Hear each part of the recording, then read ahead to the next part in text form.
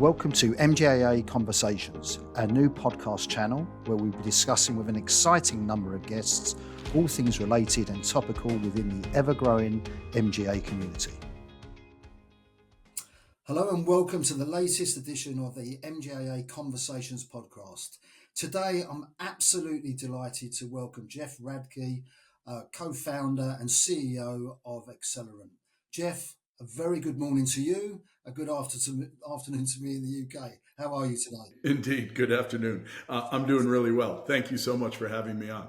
No, we're delighted to have you on our podcast, and I know our listeners will be sort of absolutely waiting to hear your insights across the market sort of generally. So let's get started straight away. So first of all, as the co-founder and CEO of Accelerant, could you take our listeners through your creation of your journey, your learnings, and basically the innovative force which Accelerant are today? Well, that's kind of you to describe us that way. The way I normally answer this question is it sounds like a joke, and I actually don't mean it as a joke. It's true. If you want to revolutionize, right? If you want to disrupt or replatform a really complicated, highly regulated industry like insurance, we started with. I lose track of exactly what the original gang was, whether there was 4 or 6 or 8. There was a group of us, and we all had tons of experience. That's the old part, and we were all understandably sort of frustrated, call it angry. And the frustration was we knew how to do it, right? We knew that you treat your customer like a customer, that you need technology that works for the business instead of against the business. We knew all those things. It's just we were never, any of us were able to work at a place where that was true. So I remember the initial conversations. We all sat around a table in a not very nice place. One of the hotels on I can't remember, the Minories, I think it stands out as not being particularly pleasant. But we sat around various tables in not such nice places, and we said, we're going to create a business that's focused solely on the success of our MGA partners, and we're going to do it with a combination of an expert service model and first-class technology that, as I said, works for the MGAs that we serve. We call them members, as you know, Mike. So technology that serves the members and serves the business. So that was what we started with the premise. And then we said, well, what should the purpose of this company that we're forming be? And we decided that the purpose of that company should be a little bit unique, I think, in that, and still, if you look at our kind of internal documentation, what we say to one another is the purpose of our company is to make our MGA members make their business as successful as they can be as quickly as possible.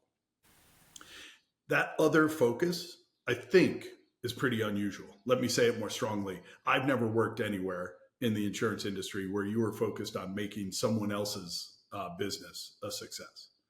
And it's interesting. There's a little bit of magic there. And I'm not a psychologist, but I think it might be more motivating and more inspirational to work on behalf of others than perhaps to squeeze every last nickel or every last farthing out of a trade that you're working on, right? So we spend a ton of time wondering, how can we help our MGAs become even more successful, right? How can we make more of our MGA partners wildly financially successful rather than, how do we squeeze half a point out of our particular ratio? So that's the way we started. And that was the ethos that we started with. And now we've got roughly about 450 actually colleagues. We're up to 450 employees. And as we bring them in every month, we spend a ton of time focused on exactly this. Remember what we're here for. Remember where we got our job, Accelerant, right? Everyone laughs about what a terrible name for an insurance organization. And we say, well, maybe. But what we think of ourselves as is the accelerant for the success of our member MGAs, right? So if you want to think in terms of negative, you could think of arson. If you want to think in terms of positive, think of it as rocket fuel for the success of our member MGAs. Probably longer answer than you wanted, Mike, but No, that's the no, way no, I think. absolutely, no, it's very, very insightful, and so listeners probably wouldn't know that the genesis of sort of where it came. Just quick question on that: when you all sat around the table in perhaps not the greatest hotel in, were you surprised that no one had done it previously in terms of getting some angry people in a room and with all those frustrations? Did that ever occur to you that Yeah, thought no one's ever really done this? And yeah, a little bit of a head scratcher, but Mike, like most things, everything seems obvious in retrospect. yeah, But try and go back to 2017, 2018 for a second in your head, right? Um, MGAs in the US had really all of a sudden hit an inflection point that I'm not sure everyone really knew. But they were, I never know whether my display is mirrored, but they were taking off in the US, right? yeah, And the UK was only maybe 18 months behind in terms of how quickly the MGA market was growing. And I think if you remember that time, it wasn't obvious that MGAs were going to become such a driving force like they have today. They have become the lifeblood, correct, I think, of the specialty insurance market. yeah, Right. When I talk to underwriters, they are generally, not always, but they are generally so anxious to become an underwriter in an MGA shop. What a difference from 2015. So that was occurring under our feet. That was the first thing. So the world was changing. And the other thing, which I have to say, industry practitioners nod when I say this, and investors kind of look at me curiously because they're not, of the market. But it's only been recently that it was cool to be an MGA. yeah, yeah, Right? yeah, yeah, Remember, it was the land of misfit toys for a long, long time. yeah, You yeah. you wanted to be a named underwriter at a syndicate, or you wanted to run an underwriting division of one of the big company markets. That was where status came from. So I'm not all that surprised that there weren't other insurance organizations that said, "Hey, I'm here to serve this growing MGA market."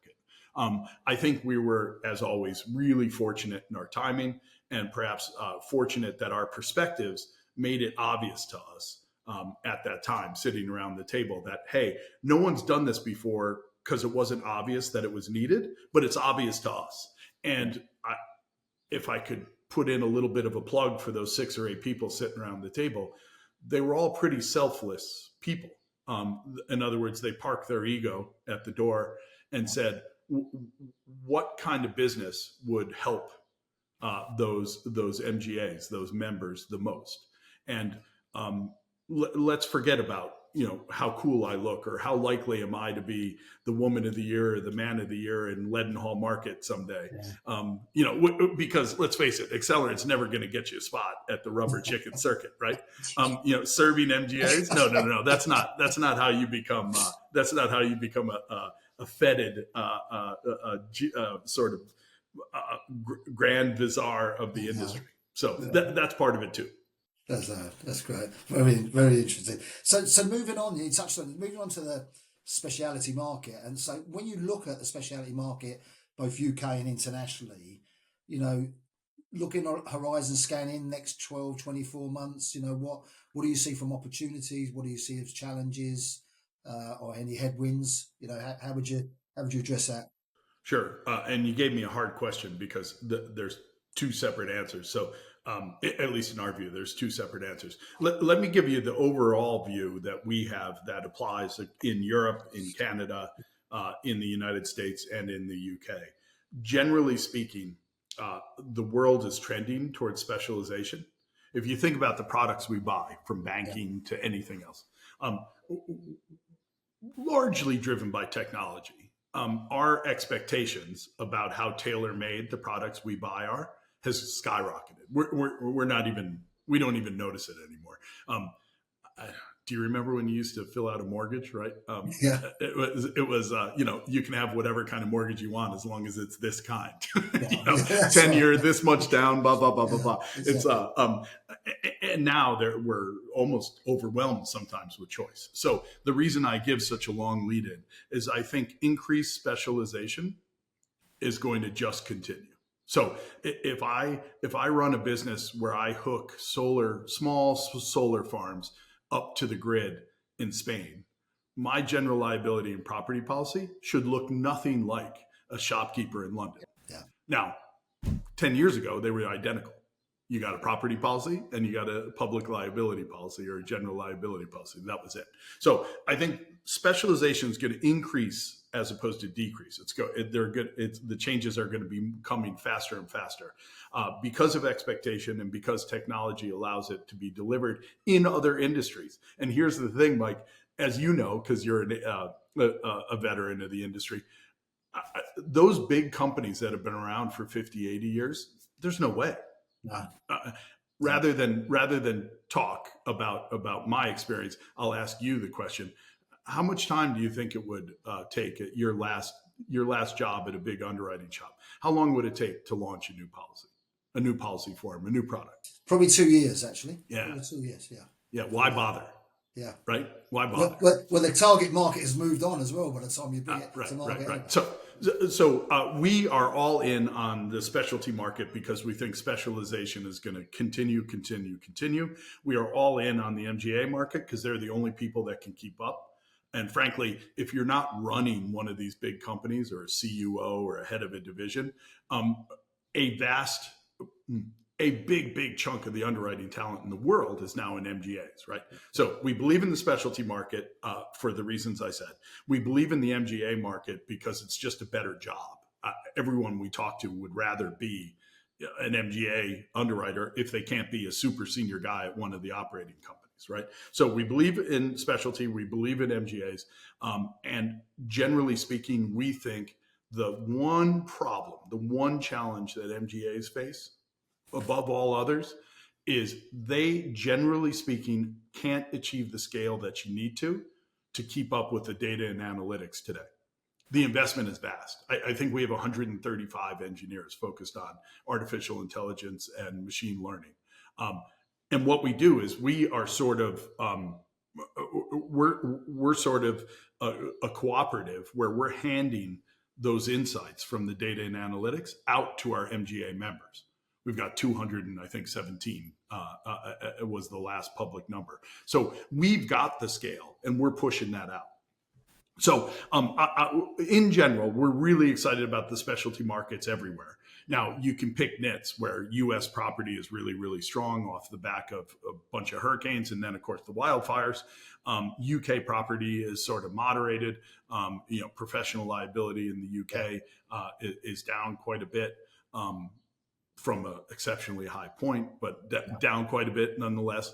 And in the U.S., liability business seems to be, from a rate environment, really, really strong, largely pushed by trend, right? Rate trend and severity and all the things that we all read about. The important thing is our producers. And when I say our producers, I'm looking through. So we've got these member MGAs, right? Yeah. And they're trying to serve their producers, retailers and wholesalers. That retailer and wholesaler is trying to solve the problems of an insured. Sometimes we lose sight of it. We in the industry love to think about product. Oh, I'm a property guy. I'm a liability guy. I'm a professional liability guy. Think of the insured. The insured's like, I don't give a stuff, right? Someone told me I had to buy insurance. Can I please buy insurance? Yeah, exactly. We try to approach the world that way. And here's what I mean by that. Were we more excited about professional liability 2 years ago in the UK than we are today? Yeah, absolutely. Is professional liability an important part of an overall solution for the insureds that our MGA members are trying to serve? Yeah. So in for a penny, in for a pound, whatever the right expression is, we try to be less product driven and more solution for the producer driven. Because ultimately, that's what our MGA members are trying to do, right? Our members are trying to be a preferred partner for their producers. And we believe anyway, we play a big part in that by making sure that the products that we deliver in our underwriting positions are consistent. Yeah. Easiest thing in the world to do is say, I don't write professional liability anymore. Yeah. Oh, really? Okay. So who's supposed to? Because the solution requires it. Kind of thing. Yeah, I suppose the mood music market wise, UK in particular, is that there's there still is some rate strength. It's coming off quite quickly, as you highlight. I think there is some rate adequacy sort of surplus on some lines. I think the challenge will be when potentially that rate adequacy starts to sort of being removed and get into a negative thing. So, but I've been quite an advocate saying, and I think it's echoed in some of your sentiments, Jeff, that there is so much more muscle memory now across the MGA market. The professionalism, the underwriting expertise, obviously, which you see through your 100, 270 members, your teams live and breathe that every day. These are not, dare I say it, people who were maybe running MGAs sort of 20, 25 years ago, and I think that comes back to your other point in terms of where we're at. Yeah, skill, and analytics, right? Yeah. Both are big crutches. The other third thing, Mike, is I'm probably rusty, but is the UK expense ratio 37%? Yeah, it's about that. It's close to Lloyd's. Yeah, that's true. Well, Yeah, I that's mean, always an interesting debate for our members. I love how we all talk about rate adequacy when 37% of the premium pound sort of falls by the wayside. That's a great point. Point. We're running for our risk capital partners. We're running at about half that. Yeah. So I would expect rates on the small to medium sized stuff that we write. I would expect rates will stop. If they're declining, they'll stop declining where a 37 expense ratio makes them stop. Whereas if we're running at about half, that feels very comfortable. Yeah, no, I get that. So turning to, you kind of sort of referenced that from your round table, you've got 450 sort of approximately sort of employees. So I just want to touch a little bit on culture within business, and I'm sort of aware, that leadership with honesty is something which you value sort of enormously. Sort of having listened to some of your interviews in the past, could you sort of just expand for our listeners about how, well, first of all, why that is so important to you, sort of personally, how it's worked for you, and how you sort of cascade that across, your growing business? Sure. And you said to me, and I think it's only fair to say to us, right? No one cares too much what Jeff Radke does. It's a much bigger thing to have, the first 10 and then the 20 and 40 and 50. Sure. It's an expectation that cuts across. And when you say, why is it important to us? I think it's important to everyone. Yeah. It's just, if you start wrong, it's really hard to recover. Right. So, the way I think about honesty or transparency, one of our values is, we call it aggressive transparency, right? It's easy to be transparent when everything's great. It's really hard to be transparent when things aren't going well. It's hard to be transparent when you made a mishire, and you have to let someone go because they're not a match.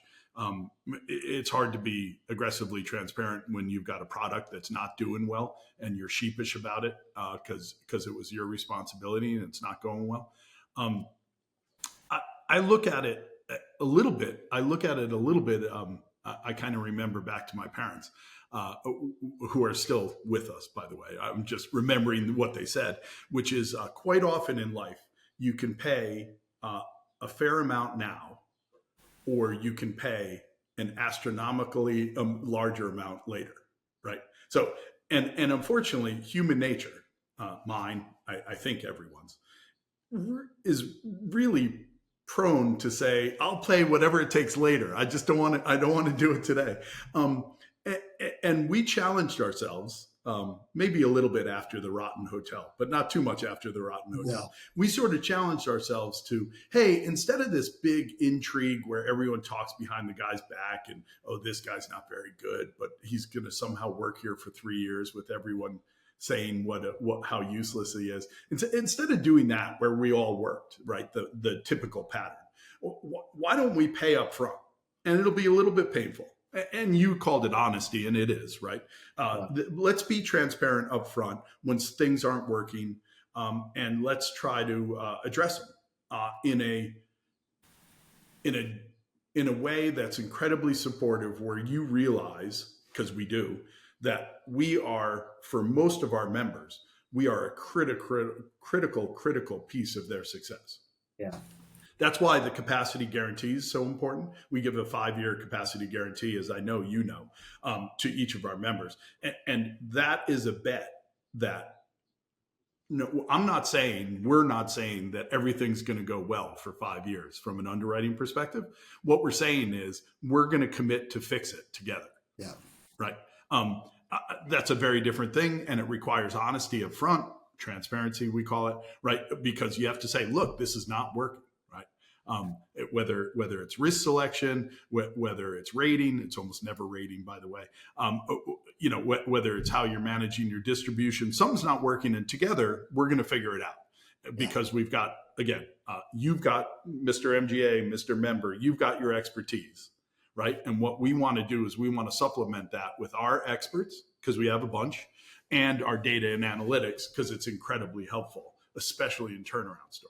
So why is honesty so important? None of that works if you've got your ostrich, right? If you got your head in the sand and you're not being honest about it. And again, on a more personal level, Mike, before we got started, we were talking a little bit about our families. You were talking about all your grandchildren.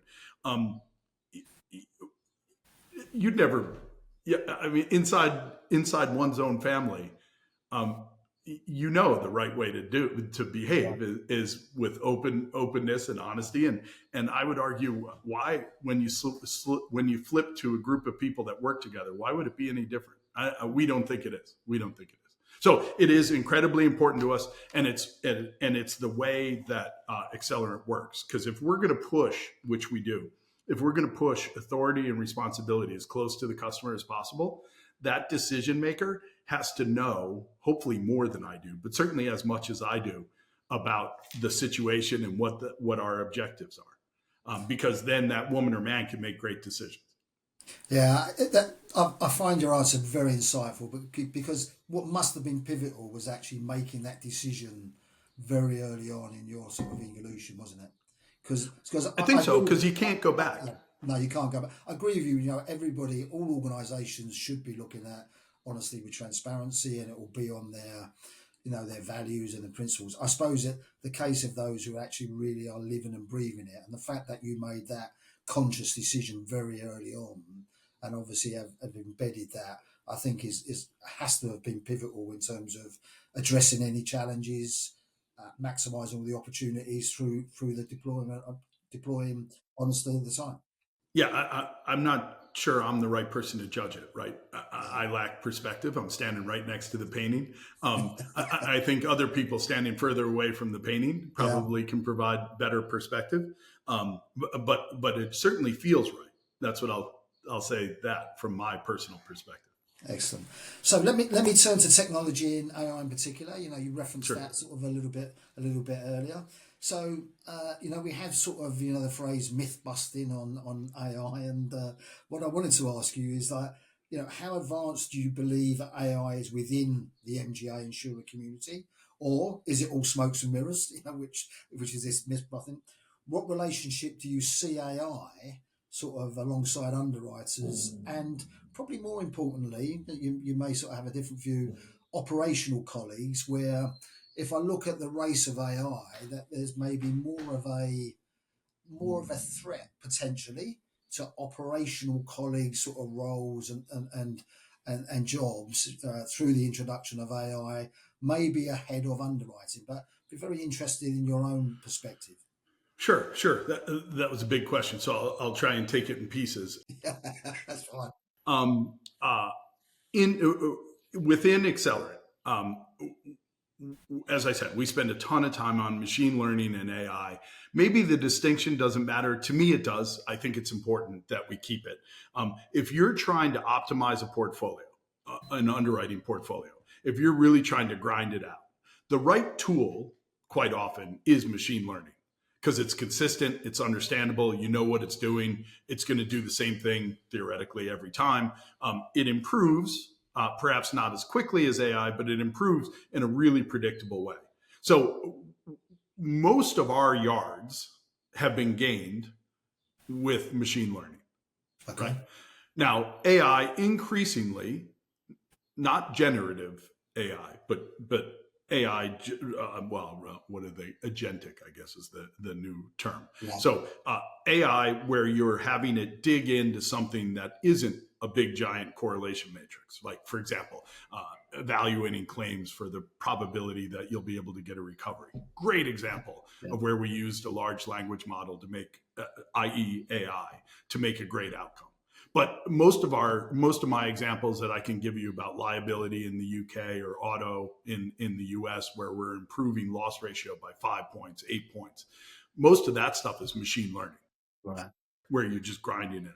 And maybe the distinction doesn't matter to anyone but me, but so forgive me for going down that road. I guess what I said is I'll go back. To be able to do that, you need data, right? And every MGA that's listening to this says, oh, we got piles of data. Yeah, you do. Is it usable? Yeah. Right. Because getting it out of your agency management system and into a modern data pipeline is not trivial. It's not trivial in terms of ease, nor is it trivial in terms of money, in terms of the investment you need to make. We've made that investment, so our members get to participate, get to benefit from that right on the platform. They log in, they see it all, right? And they can do their own analysis. They can rely on our analysis or some combination thereof, which sort of ties into what have we seen in terms of the adoption of AI or machine learning on the MGA front. And I guess what I would say is we just finished our North American member event. The European member event is coming up in, I guess, a month, where we're going to do the same thing, where we did an analysis of how far have you progressed, what have you done, and what should you do. And if I had to summarize the conclusion, our members, anyway, on average, have not implemented much in terms of machine learning or AI. Okay. They are very, very quick adopters of what we provide for them, right? The interesting thing is we think about AI opportunities in 3 buckets. The first bucket is how do we make our platform better for users? Like, Mike, why should you have to pick obvious choices that you make 85% of the time, right? We should pre-default that kind of thing. So it makes the platform flow better, more effectively for you. That's the first one. Second one is where everyone spends their time, is how do you improve your portfolio loss ratio or growth, right? The third one, which I think gets ignored, with a 37% industry loss ratio, the third one I think might be the most important of all, which is how do we get fast and good and accurate at, what do we want to call that? Everything after the underwriting decision. Yeah. That's the point. Yeah. Including claims. So we're spending time and energy in all 3 of those domains. The second domain, getting loss ratio down or getting growth up, gets all the accolades, right? Yeah. So I don't even have to worry about that because everyone's focused on that. Yeah. I feel like, and I don't say I very often, but I feel like my job is a little bit to keep saying about bucket 3, process efficiency is going to be, you're not going to improve the loss ratio by 10 points. I think we could improve the expense ratio by 10 points. Yeah. And then I'm a little bit spoiled. We are a little bit spoiled in that next question you asked, which sometimes is a hard question. If we were in a mature business and someone said to me, one of my colleagues said to me, artificial intelligence, what impact do you think that's going to have on the employee base? I hope that I'd be open and honest and say, well, there'll probably be less people that work here. Yeah. Right? At Accelerant, I don't even have to do that. We just went through the conversation. I said, look, we have induction classes every month, and there are like 30 people on the induction Teams call every month. We are growing so fast. I think our organic growth last year was something above 60%. And we don't see any reason that we're going to slow down, right? Because this platform is being adopted. It's not like we're in there competing for new business. It's the platform is being adopted because both the risk capital and the MGA member is saying, geez, this is so much better. This is so much faster. Anyway, we're growing so fast that what we say to, what I say to myself and I say to my colleagues is AI should get rid of a chunk of the drudgery of your job. And if you're going to be honest, if you work in insurance, drudgery is a depressingly large pie slice. Yeah. Right. Like I was just talking to one of my colleagues about form review. Like, oh gosh, is it important? Of course it is. Right. Yeah. But, comparing policy forms, I get really excited if you want to talk about coverage and you want to talk about, how should we word this? That's fun. But this bit about how are these different? And all that goes away. Really, it goes away in a second with AI. So sum total for Accelerant, I think the answer is different in more mature organizations. For Accelerant, what AI is going to do is going to allow us to double down on the hiring of experts. We're going to have essentially no clerks before too long, because we're aggressively adopting this. So we're gonna hire even more experts and no clerks. The processes are going to go faster and be more accurate. So I think this satisfaction, both from the risk capital providers as well as our MGA members, is going to go up. Loss ratio is going to go down. Expenses are going to go down. Yeah, that's what I predict, and I think we've already seen it. Now, it's good that you brought up the debunking the myth notion. Maybe you could help me here. Help me translate, because I'm going to use an American analogy, an American football analogy. Okay. So you're exposed to enough of them now that you know that there are some teams that throw those long passes and they're beautiful and incredibly spectacular. And then there are other teams which are a bit more boring. And they run the ball and they make 2 yards or 3 yards every time, and their uniforms are filthy. They got grass stains all over them. They got bloody noses. That's us. That's us in AI, right? We're not putting people in Mars. We're not saying, oh my goodness, we've discovered, that with the genotype of cancer. What we're trying to do is just grind it out and be 1% better this week than we were last week. So I would say then that you adopt the run game then. Is that right? Yeah, exactly right. So what I need is a real football analogy, Mike. If I could give you an assignment, and we just said we were going to see each other in about a month. If that's okay, that'll be your homework assignment, and you have to give me the real football analogy. Something about the backs as opposed to the forwards. Less Ronaldo, more the steady guys in back. Yeah. Okay. I'll take that as a challenge, Jeff. Without that, I'll take that as a challenge. Perfect. Thank you very much. Okay, so it would certainly be remiss of me to not take this opportunity to highlight that Accelerant has, for the past 3 years, won our MGAA Insurer of the Year at our insurance annual conference, for which this year is on the 3rd of July in at Old Billingsgate again. And that is voted by our MGA members, which is fantastic, because our other award categories are actually, we have an esteemed judging panel who I'm grateful for, and they vote for submissions. But it is our actual members who vote for Insurer of the Year. So congratulations to you and all of your wider team. Yeah.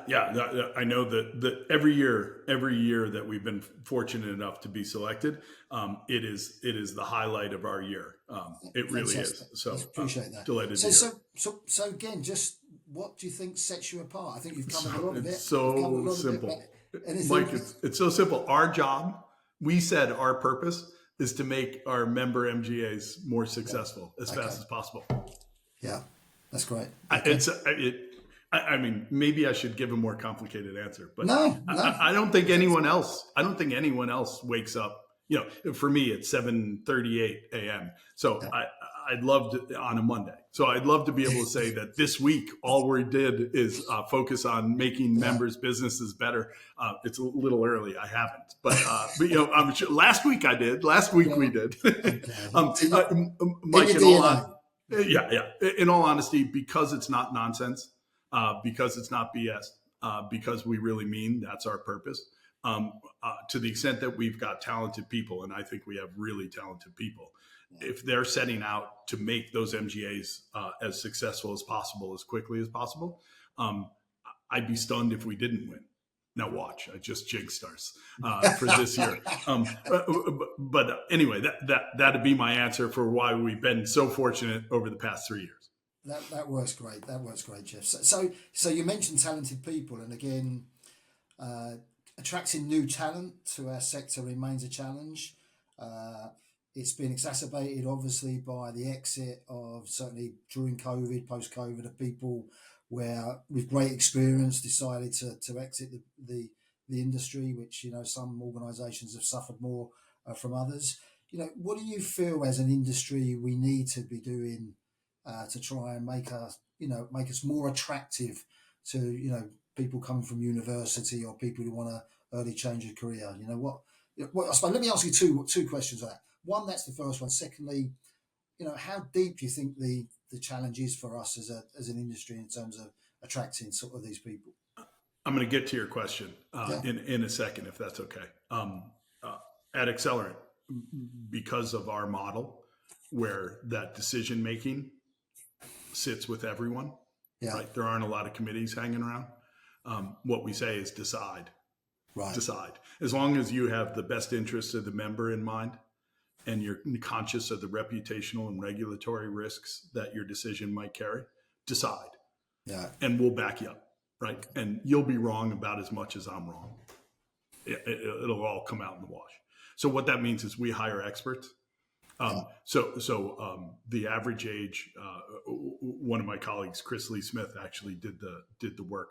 The average age of someone who works at Accelerant is 42. Right. Okay. So we have a very skewed thing. We don't try and build a pyramid where the people down here are cheap, right? Yeah. What we do is we have a ton of experts because we think when the customer calls, the customer deserves to talk to an expert, not someone just out of university, which we were all there at one point. So we don't actually have to solve that problem. Here's what I will say. How do we attract our experts? We're entirely virtual, right? Entirely remote is the right way to describe it, right? We spend the money to get together as much as possible, but we're remote. There's an extraordinarily high level of agency imputed to everyone that works at Accelerant. And by agency, I mean choice. You get to decide, you make a choice. And you get to make choices in two ways. At work, you get to make tons of decisions, right? More so than anywhere else. In fact, the biggest reason for people not working out at Accelerant is they freeze. They're like, well, where's the committee that's going to make the decision? It's like, you're the committee, mate. You. Extremely high level of agency in terms of decision making about the business, but also about how you do your job. We have one of those things where we say your work-life balance is incredibly important and it's yours. So don't talk to me about it. Yeah. Right. I mean, I got nothing to do with it. It's your work-life balance. So that means what your family needs today, this week, this month. Adjust accordingly. And if you treat people where you give them a ton of agency and trust and responsibility, and you remove the mishires really, really quickly, right? So you have on average B+ and better folks on the line. And you say to them that life is a complicated thing and there is no set of rules that are going to work for everyone's lives. So you decide. You decide. That environment seems to have so far, touch wood, allowed us to attract what I think are some of the best folks in the industry, some of the best experts. Now, if I were to solve a problem or try and talk about a problem that I don't have, which is the industry overall, how do we attract more university folks? When I, along with many of my colleagues, worked at Argo, Syndicate 1200 more specifically, we were wildly successful with a placement student approach. Right. I'm not sure where they all were, but I think at one point we had sort of 11 employees that came from that. Okay. Okay. And I just wish the other countries in the world would have something similar. It's the best idea I've ever heard, where, for a semester or a full year, you get to work somewhere. It's good for the youngsters. It's good for the companies. I just think it's great. So the solution lies in there, because let's face it, you're fighting against banking and investment banking and all that stuff. Insurance is never gonna, in terms of the window appeal, insurance is never gonna win that. I think people have to get in and see whether they like it or not. And most, I think, Mike, you'd agree, most do when they get involved. Yeah, I think they do. I think that I think it's a great, as you've highlighted, it's a great industry with great people. Actually, it's a big community, and people in the main get on and they try and solve problems for each other. So I think that's good advice from that.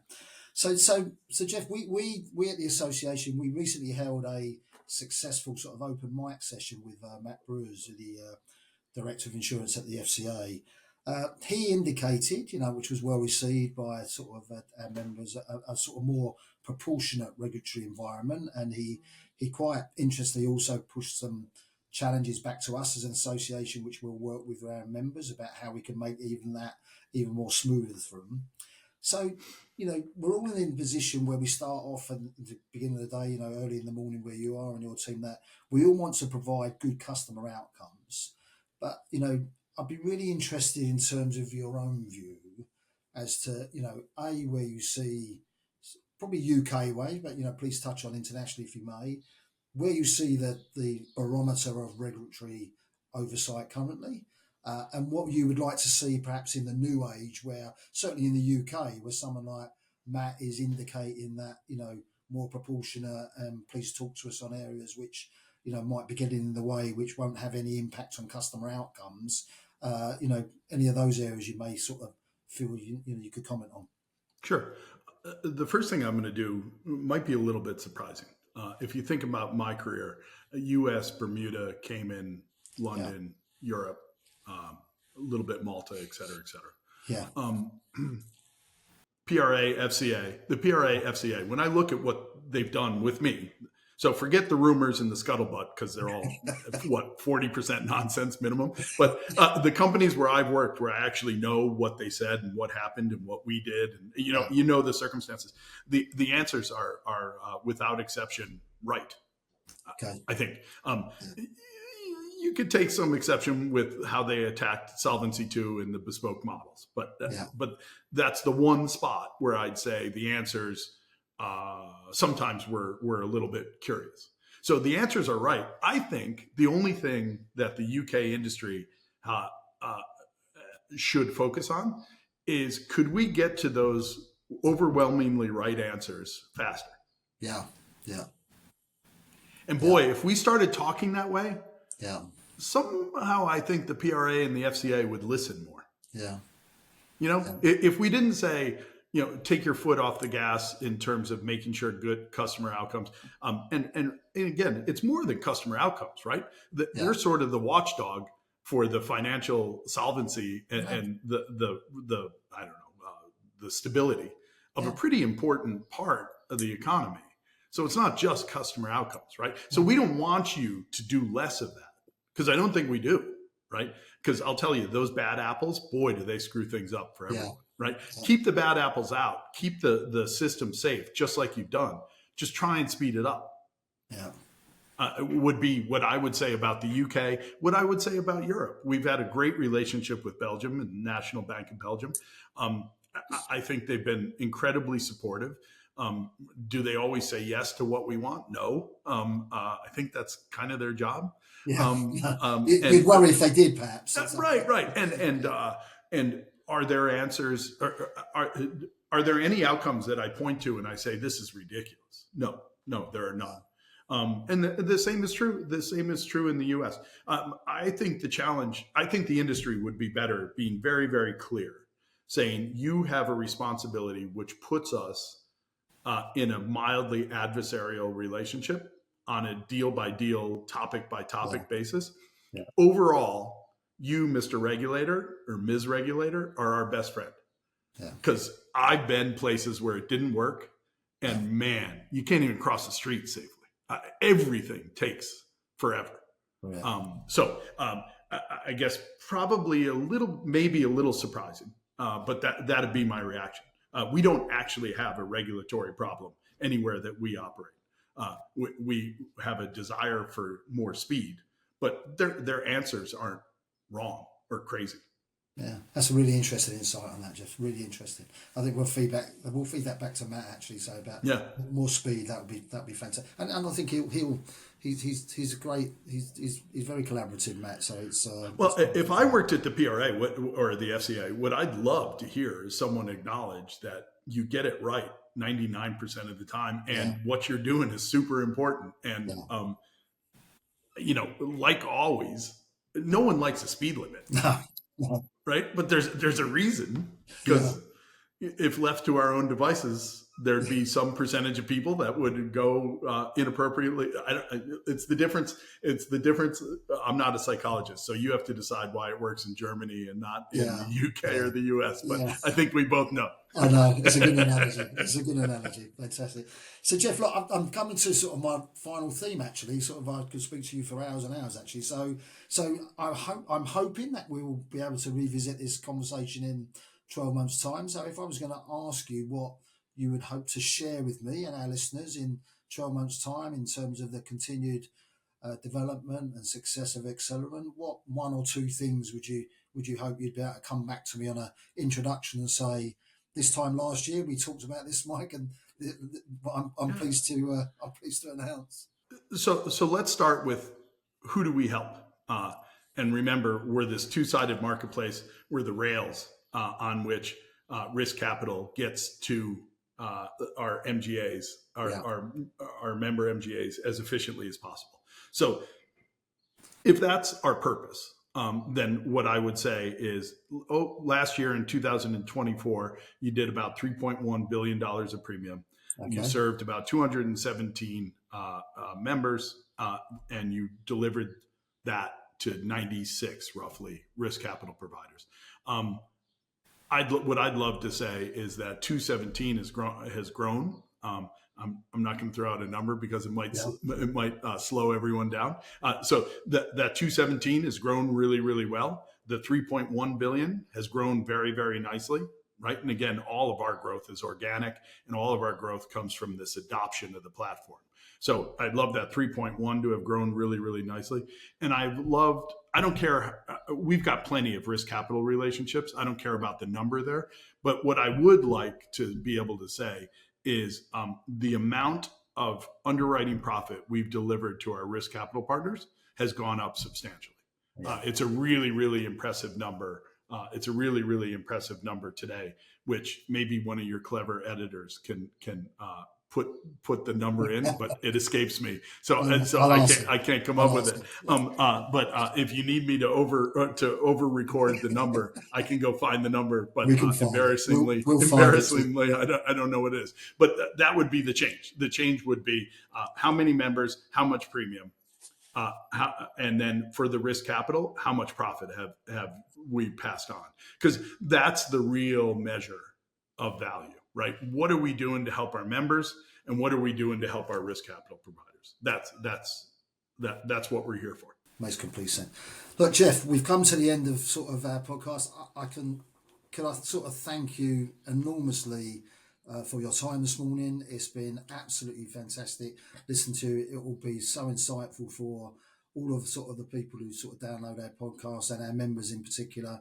And again, thanks from behalf of the MGAA Conversations. Thanks very much for joining us today. Not at all. Thank you for the opportunity. I had a good time. So if you're foolish enough to invite me again, I will show up with bells on. Whether it's 12 months or whenever it is.